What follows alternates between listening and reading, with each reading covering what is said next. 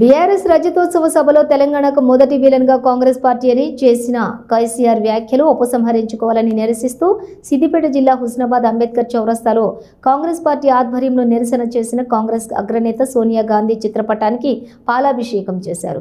కాంగ్రెస్ పార్టీని విమర్శించడం కోసం రజతోత్సవ సభ నిర్వహించారని ఎద్దేవా చేశారు. సోనియా గాంధీ లేకపోతే వందల కేసీఆర్లు వచ్చినా తెలంగాణ ఏర్పాటు కాదని అన్నారు.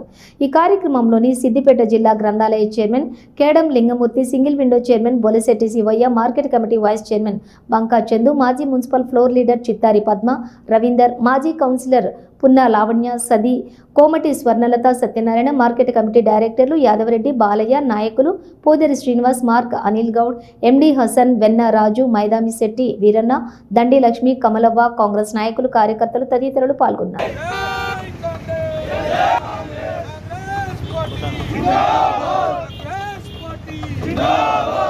Jai Congress, Jai Congress, Jai Congress, Jai Congress, Jai Congress. Sonia Gandhi garu nayakatvam.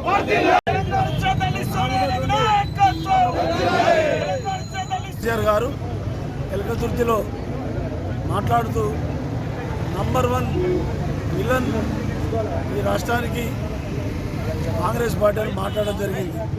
మరి ఆయనే అసెంబ్లీలో సోనియా గాంధీ వల్లనే ఈ రాష్ట్రం సహకారమైంది, ఆమె ఇనిషియేటివ్ తీసుకుంటేనే ఈ రాష్ట్రం వచ్చిందని చెప్పి 2 అసెంబ్లీలో చెప్పినోడు మరి ఎలకతుర్తిలో ఎట్లా ఇన్సల్ట్ చేస్తాడు. మరి ఆయన అన్నాడు ఎంతోమందిని నోరా మోరా అని.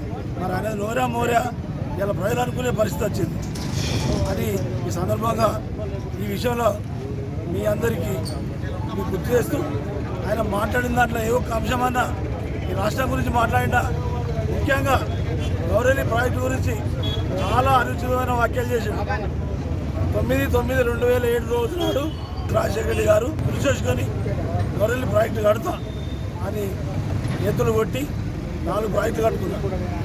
మరి 4 ప్రాజెక్టులు కట్టుకుని దీన్ని గౌరవలి ప్రాజెక్టు పెద్దగా ఏదో చేస్తే ఈ ప్రభుత్వం ఏం చేస్తలేదని మళ్ళా అనుచిత వ్యాఖ్యలు చేశాడు నిన్న. మరి పొన్నం ప్రభాకర్ గారి నాయకత్వంలో 431 కోట్ల రూపాయలు మంజూరైనాయి. 1400 ఎకరాలు పంట కాలువలకు భూసేకరణ నడుస్తుంది. కాలువల పొడుగు 564 కిలోమీటర్లు. మరి ఇవన్నీ ఎరికైనా పట్టిగా ఏదో రాజధాని చేసిన పని గొర్రెలు కోసుకొని గ్రామాలలో దావతులు చేసి వీరే దీన్ని కట్టగా అనంత సాగర్, రంగనాయకమ్మ, కొండపోచమ్మ, మల్లన సాగర్ ఇన్ని ప్రాజెక్టులు అవసరం లేని కడప కట్టి వందల సంవత్సరాల నుంచి ఇది ఎత్తైన భూమి ఇక్కడ పిడుగులు పడతాయి.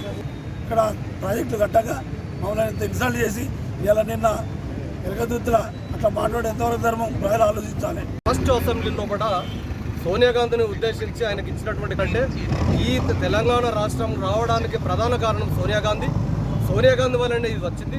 దానికి ఎవ్వడు కూడా మనం దాన్ని అభ్యంతరం చెప్పాల్సిన అవసరం లేదు.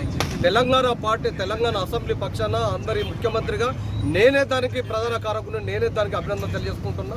వేరే ఎవరు లేరు అని చెప్పి అసెంబ్లీ సాక్షిగా 2 అసెంబ్లీ సాక్షిగా అనౌన్స్ చేసినటువంటి వ్యక్తి కేసీఆర్ గారు. ఇప్పుడు మోరీ నోరు అనేది ఆయన ఏం మాట్లాడతాడు ఇప్పుడు ఆయనకే వినిపించాలి. మనం ఏం జవాబు చెప్పాల్సినటువంటి అవసరం లేదు.